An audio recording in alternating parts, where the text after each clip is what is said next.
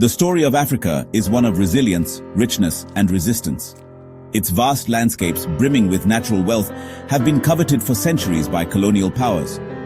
From the days of the transatlantic slave trade to the modern era of neo-imperialism, the African continent has endured relentless exploitation by Western powers.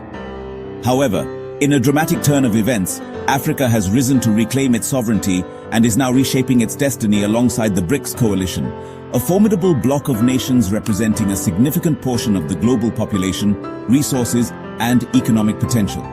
This essay unravels the intricate saga of Western exploitation in Africa, juxtaposed with the emergence of Brics as a harbinger of change.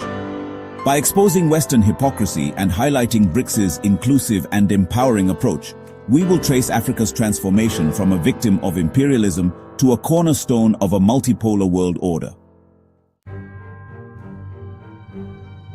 The relationship between Africa and the West began in blood and greed. European colonizers arrived not as partners, but as conquerors, wielding superior weaponry and a sense of racial and cultural superiority.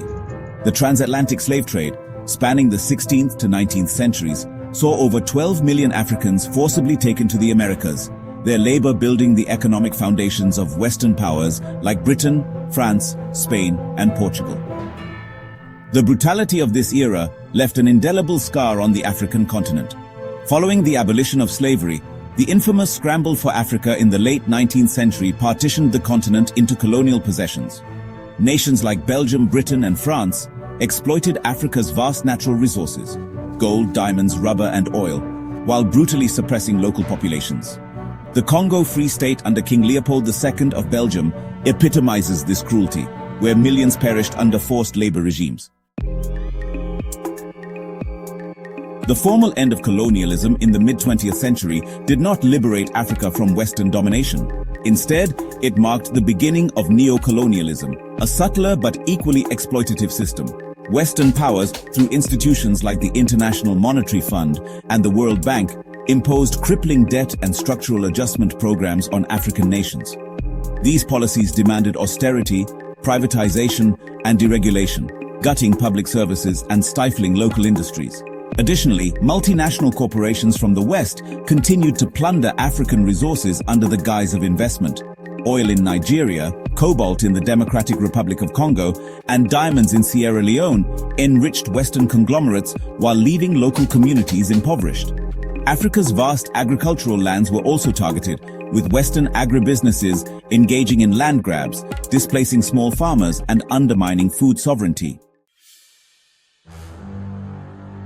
While championing democracy and human rights, Western nations supported autocratic regimes in Africa that served their interests.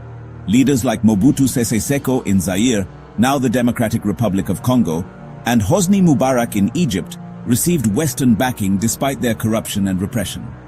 Simultaneously, leaders advocating for Pan-Africanism and socialism, like Patrice Lumumba and Thomas Sankara, were undermined or assassinated with Western complicity. This hypocrisy extended to international forums, where Africa's voice was marginalized. Despite being one of the most resource-rich continents, Africa was often treated as a peripheral player in global affairs, with Western powers dictating terms. Brics, the foundation of a multipolar world. Founded in the early 21st century, Brics, comprising Brazil, Russia, India, China, and South Africa, emerged as a counterweight to Western dominance. The bloc challenged the unipolar world order led by the United States and NATO, advocating for fairness in global governance and economic relations. By 2024, Brics expanded to include additional members like Saudi Arabia, Iran, Egypt, and Argentina, solidifying its influence as a global powerhouse. Brics is not merely an economic alliance, it represents a paradigm shift towards a multipolar world. Unlike Western institutions, Brics emphasizes mutual respect, non-interference, and sustainable development. These principles resonated deeply with African nations seeking alternatives to the exploitative practices of the West. Africa and Brics, a partnership of equals. South Africa's inclusion in Brics in 2010 marked a turning point, symbolizing Africa's importance to the bloc. Under Brics, African nations found partners willing to invest in infrastructure, technology, and human capital without the strings attached to Western aid. China's Belt and Road Initiative became a cornerstone of this partnership, financing transformative projects like railways, ports, and power plants across Africa. Key areas of collaboration include energy and resources. Brics nations have invested heavily in Africa's energy sector, supporting renewable energy projects and ensuring fairer trade agreements for oil, gas, and minerals. Technology and innovation. India and China have shared expertise in digital technology and telecommunications, bridging Africa's digital divide. Agriculture and food security. Brics initiatives have bolstered African agriculture, promoting self-sufficiency and food sovereignty. Education and health. Brics has funded education and healthcare programs, addressing critical gaps left by Western neglect. This partnership has empowered Africa to negotiate on equal terms, breaking free from the cycle of dependency. Economic and political weakness. The West's grip on Africa weakened due to its own internal challenges. Economic stagnation, mounting debt, and political polarization eroded the power of Western nations. The COVID-19 pandemic further exposed the fragility of their systems, contrasting sharply with the resilience of Brics nations like China and India. The failure of Western interventions in Libya, Mali, and other African countries also discredited their narrative of promoting stability and democracy. These interventions often exacerbated conflicts and displaced millions, fueling resentment among Africans.